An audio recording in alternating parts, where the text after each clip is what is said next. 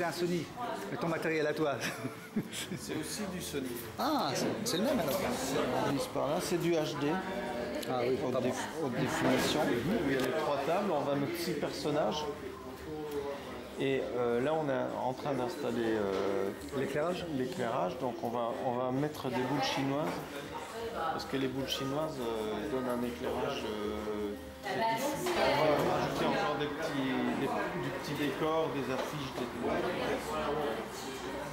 pour recréer l'ambiance du bistrot. Tu vois, si tu le recules, c'est parti, on fera 2 dans 1. Mais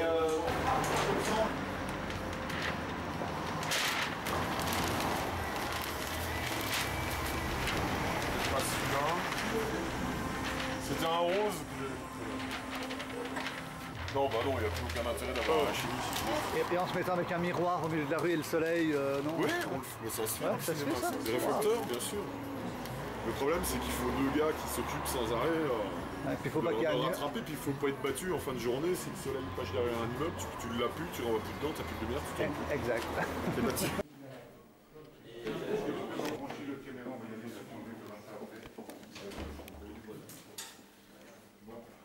ça va, les mecs?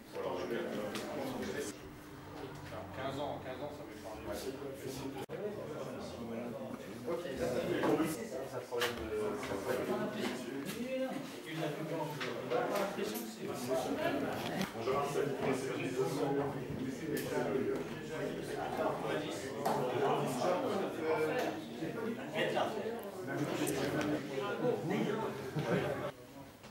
Silence plateau, on va y aller. Donc on va vous présenter un film au début.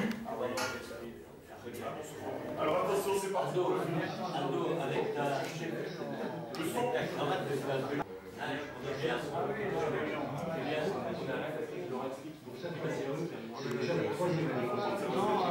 S'il te plaît. 200 balles. Une petite pause. Tu vois, Julien, Attends, papy. je suis trop beau. 2 heures de football le matin, 2 heures de football l'après-midi, et le soir, tournoi de football en salle. Placés sous l'autorité d'Aldo Platini, les jeunes travaillent surtout la technique. Pour certains d'entre eux, c'est déjà la 3e année consécutive de stage à la SNR. L'innovation est venue cette année de la participation des joueurs professionnels de la SNL. Pour les stagiaires, c'est l'occasion d'étudier les gestes techniques des pros et surtout de garder le souvenir d'avoir joué une fois au moins avec Stéphane, Le Relance ou Cartier. Roger, on va voir des éclats. L'attaque de Nancy brise de millefeuille par Guérin en se faufilant entre les maillots blancs de l'Olympique de Marseille pour faire Bienvenue. Et Nancy par Marseille par 6 buts à 1. Toujours placé le maître. C'est pas tellement à la limite. C'est l'idée. Président, il parle, c'est C'est à 75 ans, Président, par exemple, Carlo, sur je dirais quelque chose de presque émouvant de retrouver ces images-là. En plus de ça, c'est dommage qu'on. Les images sont un peu floues. Ah bah c'est cool. c'est bien, super bien. Et les souvenirs. Et Roger dit aux dirigeants de Nice, écoutez, c'est pas la peine de me faire la moindre proposition financière, parce que je ne sais pas dans quel état je suis, est-ce que je serai capable de vous rendre sur le terrain. Donc, je viens chez vous, j'essaye de jouer, et si après ça va... Aujourd'hui, c'est inimaginable. Aujourd'hui, c'est inimaginable, mais moi j'en ai connu un à titre personnel quand même, qui m'a fait ça. Je le dis parce que ça mérite d'être dit. Éric Pécou, pour dire que dans une carrière de quelques décennies, j'ai vu deux cas semblables. J'étais en dehors de toute conversation puisque je n'avais pas le droit à la parole. Maintenant, ça serait autre chose. On évolue tout naturellement quand on me pose une question et qu'on me dit comment vous êtes arrivé au foot, je dis j'en sais rien. J'ai tapé dans un ballon comme ça quand j'étais tout le monde, et puis j'ai vu un oncle jouer au foot, j'ai vu mon père jouer au foot, j'ai été les regarder, puis j'ai joué en même temps qu'eux, et puis voilà, c'est ça. Donc c'était tout simplement ça. Comment on a vécu cette jeunesse à cette époque-là. Tandis que maintenant, il y a différentes disciplines sportives qui permettent au monde de choisir ce qu'il veut. Parce qu'à un mètre près, il était meusien quand même. Ah oui, Pienne, c'est... Et encore la Maurière, c'est sûr, la Meuse. Je suis meusien. Il est déjà meusien. Comme moi, je suis meusien. Mais toi, Oui, meusien, mais lui, ça se voit. Lui, ça se voit. Et vos parents sont arrivés en quelle année, Aldo? Mon père, je ne sais pas à quelle époque ils sont venus, mais je sais qu'il a acheté le bistrot à Jeuf en 1929. Celui-ci. Moi, quand j'étais gamin, j'avais des photos de Roger Piantoni parce que j'ai un de mes oncles qui a joué avec lui à Reims. Donc, Bruno Rossi. Bon, c'était un Polonais, mais il était assimilé, hein, parce que dans la famille italienne, après, il était... Il est devenu italien. Il mangeait aussi la pasta chauffée, il n'y avait pas de problème. Donc, et j'avais des photos, moi, des internationaux de l'époque, quand j'étais môme, et Roger en faisait partie, quoi. Donc c'était... moi j'étais heureux, je montrais ça à l'école à mes potes, je disais, vous avez vu, j'ai des photos de Piantoni, de Coppa, voilà, tous les gens qui jouent en équipe de France. Donc je faisais le malin à l'école avec ça. Voilà. Non, mais bon, c'est mes grands-parents qui sont venus, moi. Donc moi, j'ai pas vécu ce qu'eux ont pu vivre. Ça, ils me le racontaient. Ils disaient tous, quand on se rendait compte qu'on pouvait jouer au football et gagner la même chose qu'un mineur, on se sauvait. C'est parce que j'ai un peu peur qu'il soit blanc, que ça soit pas marqué. Ouais, ça marche bien. Très bien. Ah bah tant mieux, tant mieux. Est-ce qu'on peut revenir par rapport, il faut qu'on revienne un peu sur le club de la mine, c'est-à-dire s'ils ont joué, revenir sur cette histoire de club. De paternalisme, d'entreprise. Ça, tu parles pas de paternalisme, tu dis mais le club c'est qui? C'était municipal, de la mine, comment ça fonctionnait? Ça c'est pas parce que c'est normal, hein, on vient de faire qu'une demi-heure. Qui t'a oublié un peu, Julien? C'est un documentaire de 52 minutes, coproduit avec France 3 à Lorraine. On espère diffuser aussi au niveau national. Et l'idée, c'est de faire un film sur cette émigration italienne à travers le football, puisque la Lorraine de l'immigration italienne a donné beaucoup de grands footballeurs comme Roger Piantoni, Michel Platini, Georges Sesia qui est là, Bernard Zégnier, un grand président comme Carlo Molinari. Et donc l'idée, c'était un peu d'expliquer d'où venait cette émigration italienne, d'expliquer aussi comment elle vivait ici dans la région, d'où elle venait, c'est-à-dire souvent de la sidérurgie, de la mine, puisque c'était une génération qui était venue travailler et chercher du travail en Lorraine, fuir parfois la famine ou le fascisme. Et donc on veut raconter l'histoire de cette immigration. En même temps, c'était une époque où il y avait des valeurs. Et ces valeurs sont, dans le football en tous les cas, sont un peu parties. On l'a vu avec l'affaire de l'équipe de France. Et on va un peu rappeler ce que c'était que ces valeurs à l'époque, à travers Roger Delamea, qui est lui aussi d'origine italienne, qui s'occupe d'une équipe amateur à Creutzwald, et qui en même temps s'occupe des enfants du charbon, et qui raconte l'histoire de ces générations qui sont venues, de ces Italiens justement, qui sont venus en Lorraine. C'est pas un peu polémique de rapprocher ça justement de l'actualité récente, relativement récente du football? On n'est pas dans une approche polémique, on est sur les valeurs et on est en train de rappeler un peu ce que c'était que les vraies valeurs du football. Et peut-être que ça permettra aux nouvelles générations de réfléchir à ce qui se passe actuellement, où l'argent est roi, où le football a été complètement dénaturé. Et on n'est pas sur un film polémique, mais on est plutôt sur un film de mémoire. Et en même temps, on veut faire réfléchir les gens qui vont regarder ce film et se poser des questions un peu sur...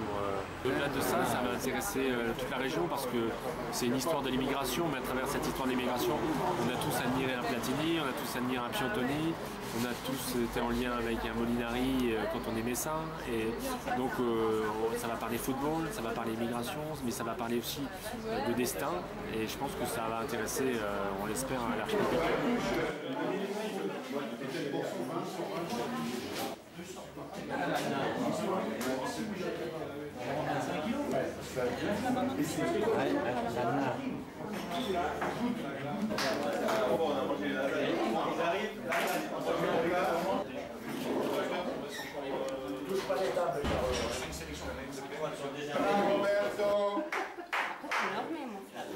Ouais. Voilà, t'en as pas.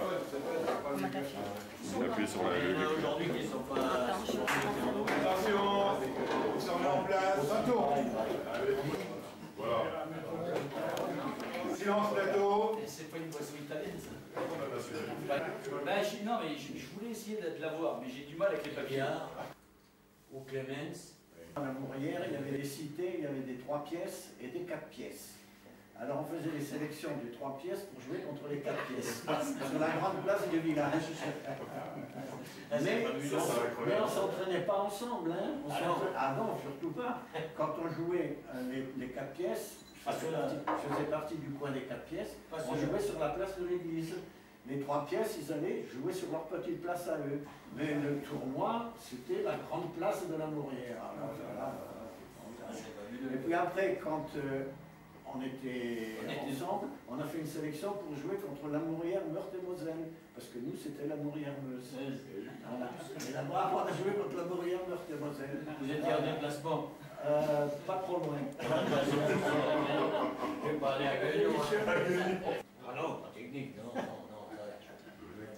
C'est pas vous qui aviez choisi alors à ce moment-là? Non. Parce que vous ne l'auriez pas fait jouer, sûrement pas.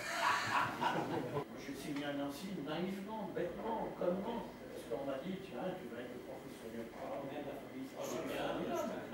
C'est bien. Si vous dites que c'est bien, moi c'est bien. L'équipe de Torino, moi je me rappelle, c'est celle de Sochaux. Voilà.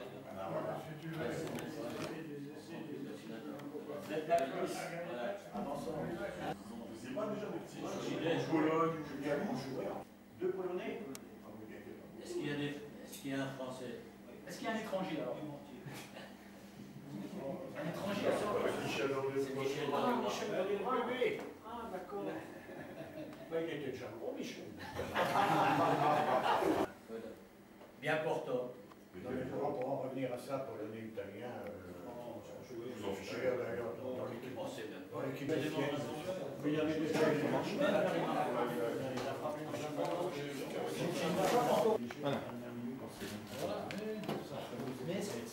Attention, on attaque de nouveau.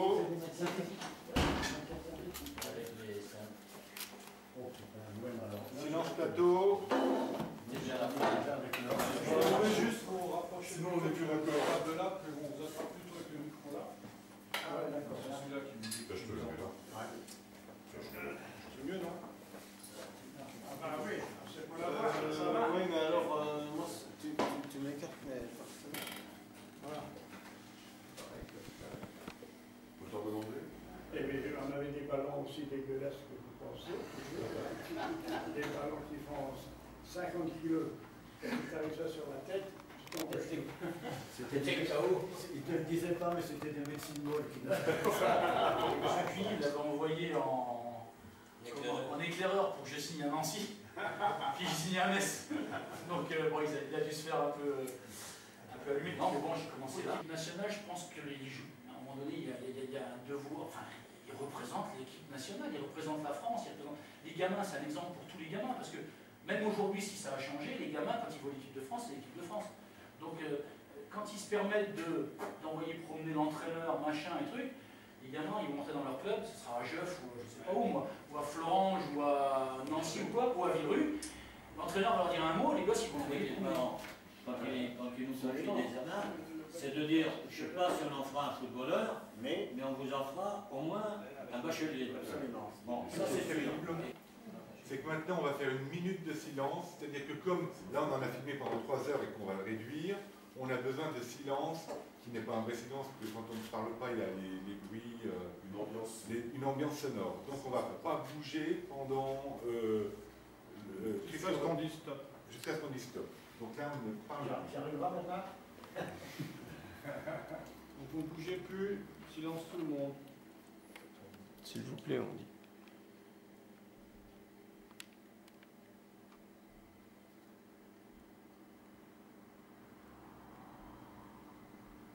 T'en veux aussi comme ça? Ah voilà. La dégoût, c'est ça.